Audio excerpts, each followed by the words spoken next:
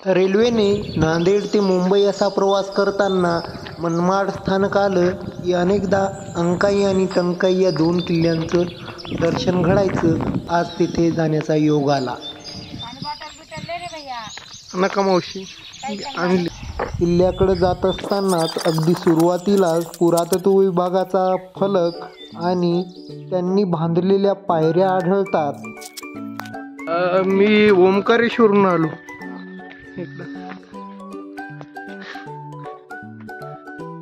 चला ना रे बाई परी, सोबत होईल मला. या किल्ल्याचं स्थान सांगायचं झालं तर सातमाळा डोंगर रांगेचा जेथे शेवट होतो आणि अजंठा डोंगर रांगेची जिथून सुरुवात होते अशा स्थानावर हा जोड किल्ला वसलेला आहे. या किल्ल्याची उंची 3252 फूट अशी आहे. एवढ्या उंचीवर 25 किलो वजनाची बॅग घेऊन जात असतानाच पायऱ्याच्या शेजारी काही बांधकामं दिसत होती. जवळ गेले असता कळलं की अतिप्राचीन हिंदू देवतेचं मंदिर अस्ताव्यस्त विखरलेल्या अवस्थेत होतं. त्या मंदिराची दखल घ्यायला असं कोणीच दिसत नव्हतं, पण त्याच्याच बाजूला एक अलीकडेच बांधकाम झालेलं मुस्लिम धर्मियांचं पूजास्थळ होतं. येथे त्यांची पूजा चाललेली होती. एवढं पाहून मी माझ्या मार्गाने पुढे निघालो. साधारणतः 1000 वर्षापूर्वी देवगिरीच्या यादवांनी या किल्ल्याचं निर्माण केलं आणि या जागेला अंकाई असं नाव दिलं. यापूर्वी या जागेला एककाई या नावाने ओळखल्या जाई. अगस्ती ऋषीची तपोभूमी असलेला हा किल्ला यादव, मुघल, निजाम, ब्रिटिश, मराठा यांच्या त्या काळच्या वर्चस्वाची ग्वाही देत आजही तेवढ्याच ताठपणाने उभा आहे. किल्ल्यावर ब्राह्मणी आणि जैन लेण्यांचा समूह आहे.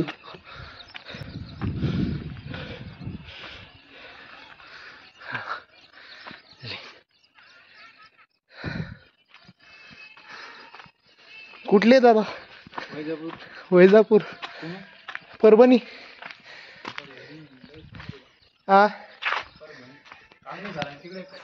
कांगणेसर. हा, परभणीची कांगणेसर.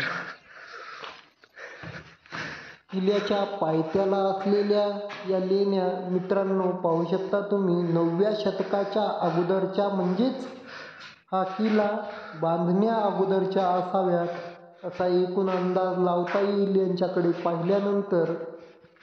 कारण की येथील मूर्तींची सर्व झीज झालेली होती.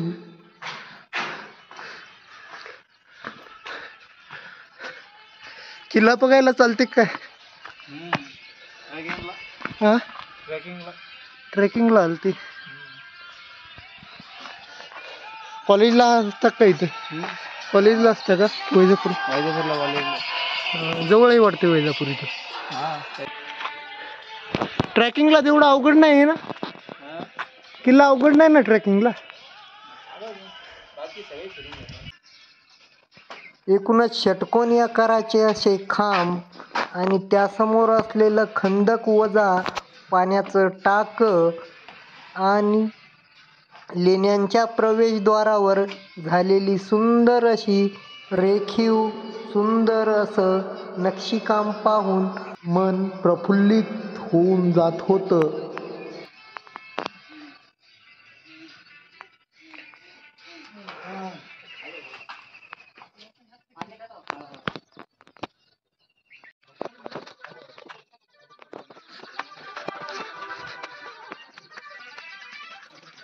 किल्ल्यावर जात असताना वैजापूर कॉलेजातील विद्यार्थी मंडळी ट्रेकिंगसाठी आलेली दिसत होते. तीव्र अशा टाळ्यांच्या कडकडाटाने त्यांनी माझे स्वागत केलं.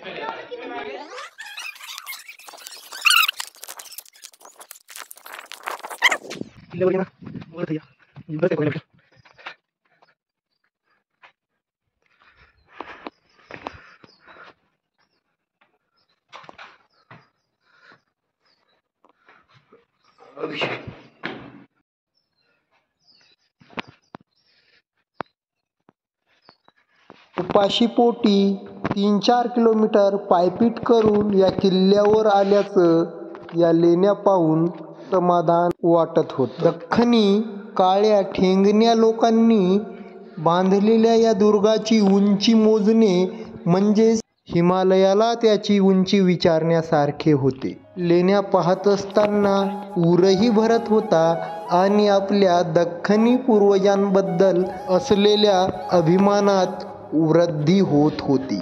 येताना एकटा दुखता आलेलो मी आता माझा एकटेपणा या ऐतिहासिक वास्तूच्या साथीने कुणीकडे निघून गेला कळायला मार्ग नाही. लेण्यांपासून अंकाई गावाचे विहंगमय असे दृश्य दिसत होती.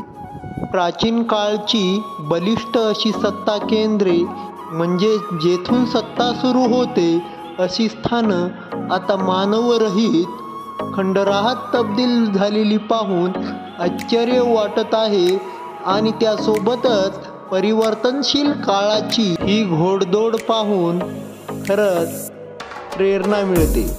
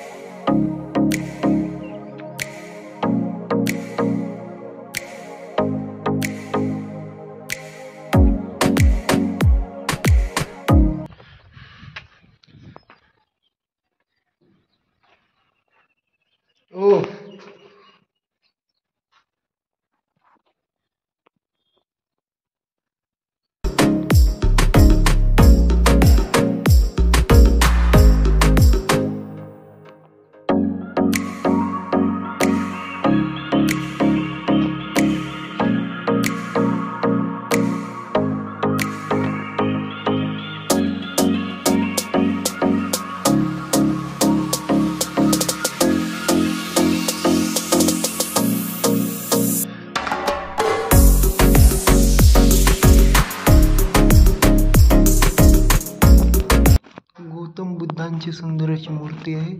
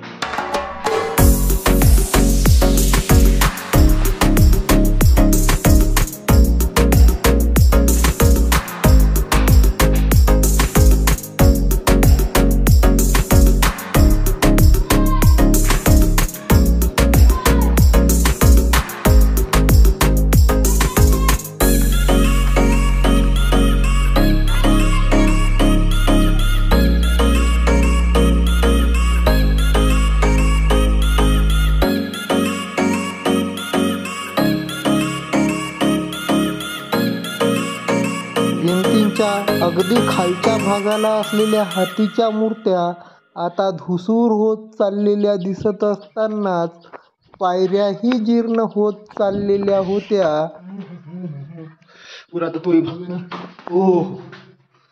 मध्ये गेले असता काही सुबक मूर्ती दिसत होत्या. त्यातल्याच एक मूर्ती गतप्राण होताना दिसत होती.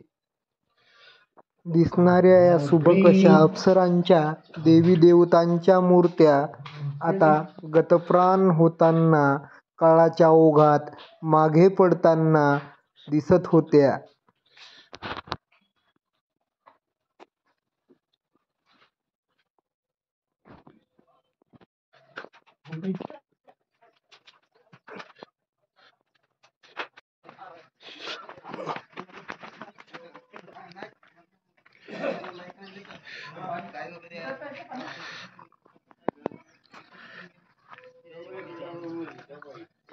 बाबा, इथं तेवढ्याच लेण्या आहेत का वर आहेत लेण्या काही? वरी आहेत लेण्या? इथे बौद्ध लेण्या आहेत, वरी जैन लेण्या आहेत का? ही जैन लेणी आहे. बौद्ध लेण्या वरी आहेत. हिंदू. समोर दिसलेल्या आजोबा वजा पुजाऱ्यांनी सांगितलं की इथं एक देवीचं सुंदर असं मंदिर आहे. त्यामध्ये सुबक अशी मूर्ती आहे. त्या मूर्तीचं दर्शन घेऊन पुढे जा पोरांनो.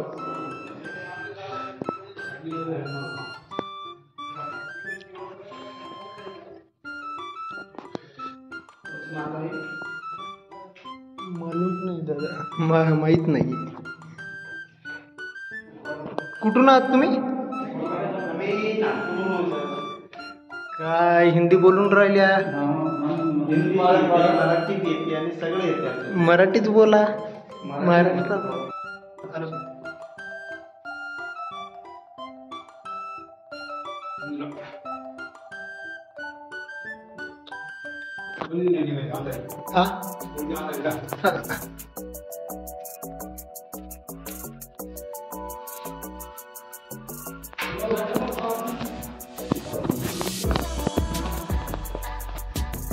दर्शनानंतर आजोबांनी सांगितलं की वर तिथे कोपऱ्यामध्ये एक जिना आहे, तो चढून वर जा.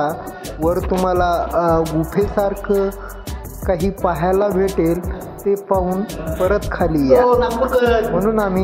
म्हणून मी वरी गेलो नवीनच भेटलेल्या नागपूरच्या मित्रांसोबत.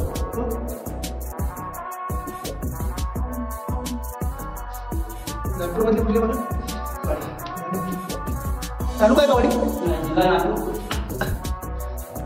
गाव आहे वाडी.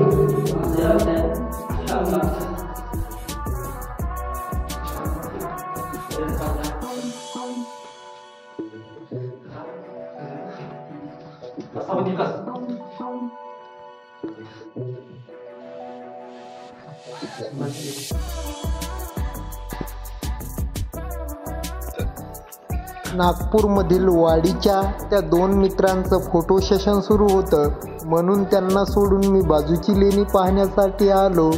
ती लेणी पाहत असताना आजोबा तेथील कुतूहलाने माझ्याकडे पाहत होते.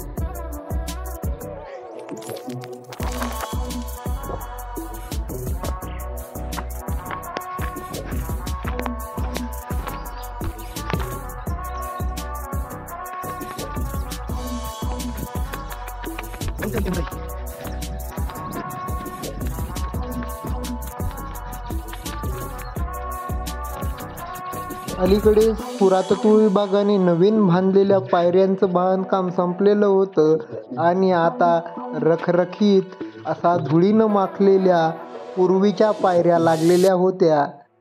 त्या प्राचीन पायऱ्या रेंगताना मला थकवा आल्यामुळे मी थोडा विश्रांतीसाठी थांबलो आणि पुन्हा नव्या वेगानं गड चढायला सुरू केला. आता दृष्टिक्षेपास गडाची तटबंदी दिसत होती.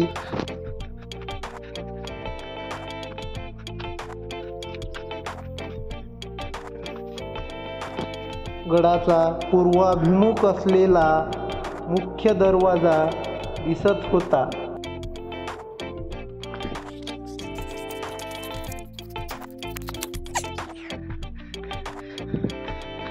किल्ल्याची तटबंदी अजूनही शाबूत आहे.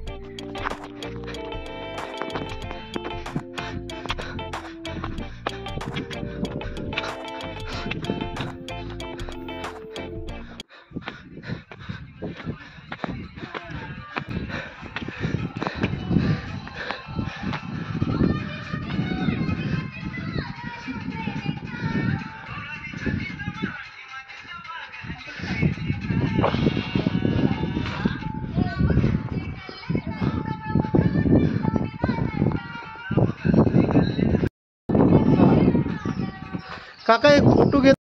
भेटलेल्या आजोबांनी तोंडभर माझी वाह केली एकटा किल्ला पाहायला आल्यामुळे.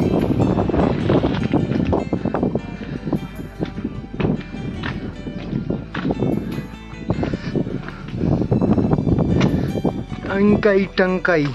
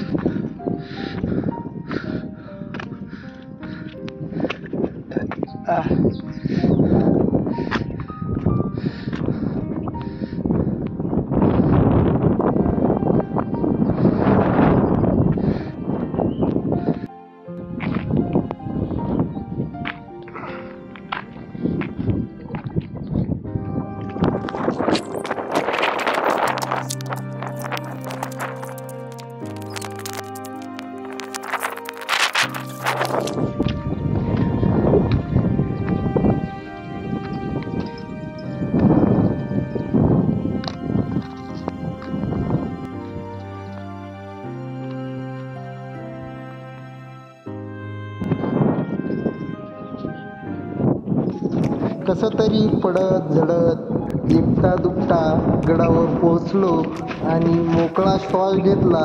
मला वाटलं आता इथून गड काही दूर नाही, पण पूर्ण अंकाई गड सर करता करता अक्षरशः माझ्या अंगाचं पाणी होऊन माझं पाणी पण अंकाई आणि ती टंकाई, अंकाई आणि पाठीमागची टंकाई, अंकाई टंकाई.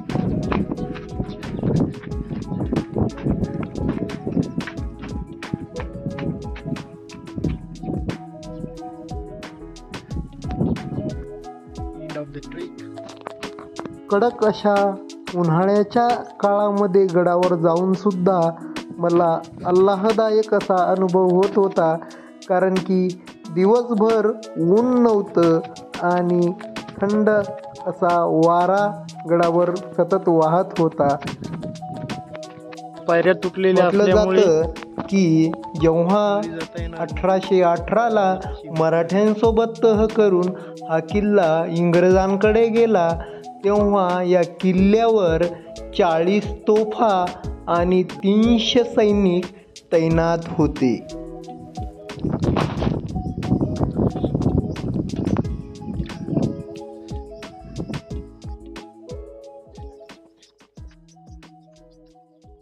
सन 1200 ते 1247च्या मध्ये यादवांचे राजे शिंगणा यांनी किल्लेदार श्रीधरला लाच देऊन आणि परमारांना हरवून हा किल्ला स्वतःच्या ताब्यात घेतला. सन 1668 मध्ये आलेल्या फ्रान्सिसी ट्रॅव्हलर अर्नाल्ड लिहितो की सुरत ते छत्रपती संभाजीनगर असलेल्या व्यापारी मार्गावर लक्ष देण्यासाठी या किल्ल्याचा पायऱ्या दिसल्या, मला वाटलं तिकडूनच आहे फक्त.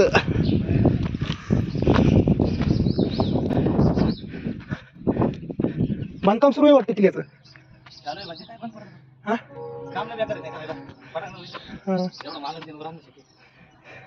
थोडं थोडं का होईना काय लिहितं वाटते. लाईन आणलेली आहे किल्ल्यावर तुम्हाला, बाकी किल्ल्यावर नाही आहे लाईन. अहोई माजलगाव. मला हे असाईन होऊ लागली बघा बँक तिथली एक ICICI नकार दिलता मी. पुण्याला घेतलं होतं नंतर. माजलगावची शाखा तिथं कसं कोचाडात गाव असल्यासारखं आहे हो तुमचं. मोठं आहे, खूप मोठं आहे, पण ट्रेन नको तिथं. आणि हा नाही, बीड जिल्हा म्हणलं की अगोदरच घाबरते माणूस. त्यातल्या त्यात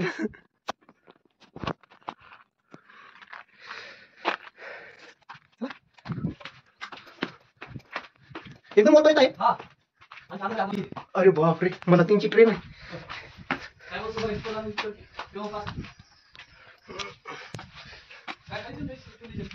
नाही जाऊ दे, तेवढीच एक्सरसाइज होती शरीराची.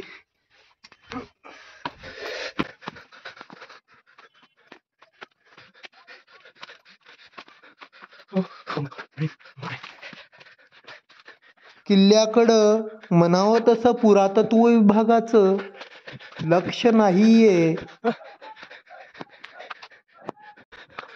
किल्ल्यातील स्थापत्य कलेकडे पाहून कळतं की येथे हिंदू आणि मोगल स्थापत्यशास्त्राचा वापर झालेला आहे.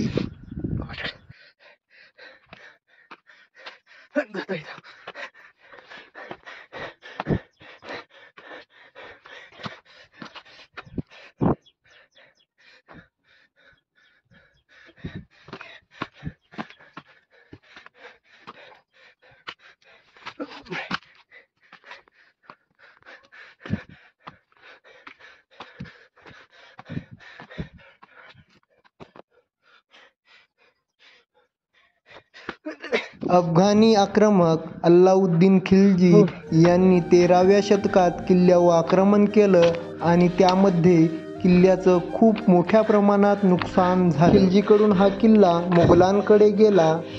काही काळानंतर मोगलांना हरवून निजामाने स्वतःचं वर्चस्व स्थापन केलं. आणि मित्रहो, 1752 मध्ये भालकीच्या तहामध्ये हा किल्ला मराठ्यांकडे गेला आणि मराठ्यांनी येथे स्वतःची सत्ता 1818 पर्यंत स्थापन केली.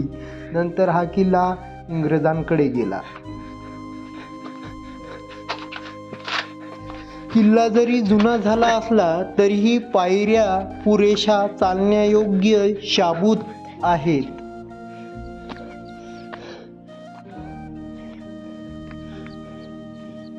जसं जसं वर जासाल तसं तसं किल्ल्यावरील धान्याची कोठारं, मंदिरं भग्न अवस्थेत पडलेली आढळत होती. प्रशासनाचं, नागरिकांचं किल्ल्याकडं किती लक्ष आहे हे किल्ल्याच्या भिंतीवर वाढलेल्या झाडांकडे पाहून लक्षात येतं. टंकाईवरून टंकाईचा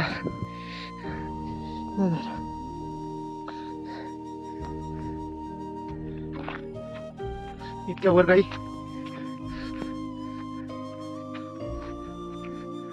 गोशाला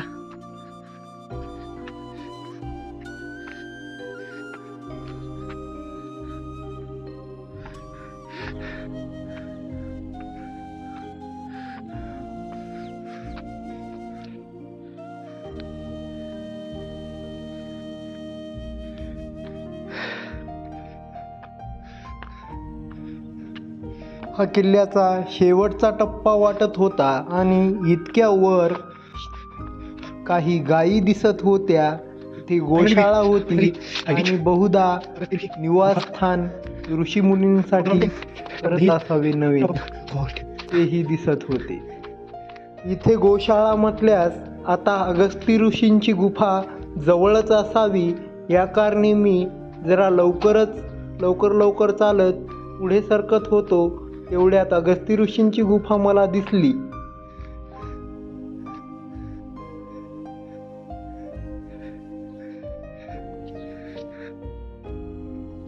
वनवासाच्या काळात प्रभू श्रीराम अगस्ती ऋषींकडे आले असता अगस्ती ऋषींनी त्यांना सूचित केलं की पुढे जाऊन सीतामातेचं अपहरण होईल.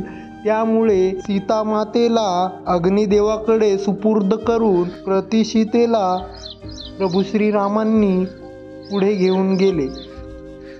पुराणांच्या अनुसार अगस्ती ऋषीच्या याच त्या गुफेमध्ये सीतामाता आणि प्रभू श्रीराम 4 सप्ताहापर्यंत निवासासाठी होते. अगस्ती ऋषीची तपोभूमी असलेला हा जो काही परिसर आहे त्या परिसरातच अगस्ती ऋषींची समाधीसुद्धा आहे. त्या समाधीच्या दिशेने मी निघालो. अगस्ती ऋषीच्या आश्रमातील समाधी महाराजांच्या. हीच ती अगस्ती ऋषींची समाधी जी मधोमध आहे आणि बाजूने खंदक वजा तलाव आहे. अगस्ती ऋषीच्या समाधीचं दर्शन घेऊन मी पुढे निघालो. पुढे दृष्टिक्षेपास एक राजवाडा दिसत होता.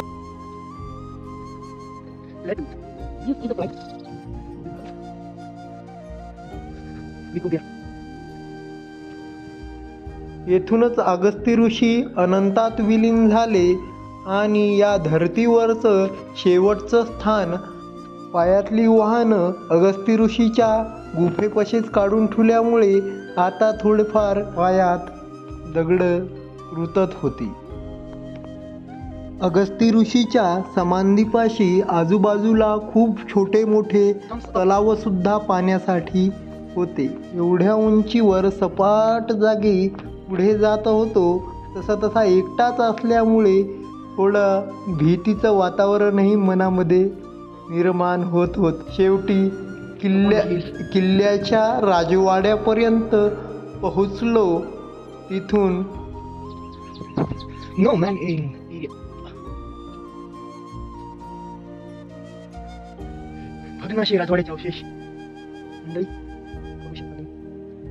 भग्न अशा राजवाड्याच्या अवशेषाच्या मधोमध एक पीर बाबाची सुस्थितीत असलेली मजार पाहून आश्चर्याचा धक्काच बसला. कधी काळी सुंदर असा राजवाडा होता या जागी आता फक्त भग्न अवशेष, जिथे की कुणीही नाही आणि एकट्या माणसाला थांबावंही वाटत नाही अशी ही जागा.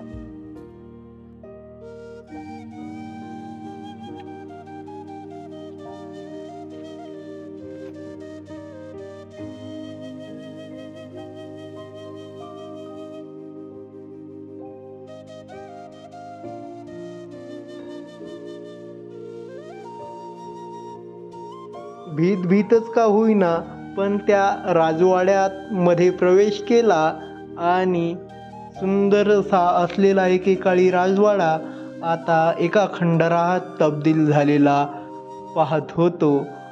अरे पण एका बाजूला इथेही एक मुस्लिम धर्मियांचं पूजास्थळ पाहायला भेटलं.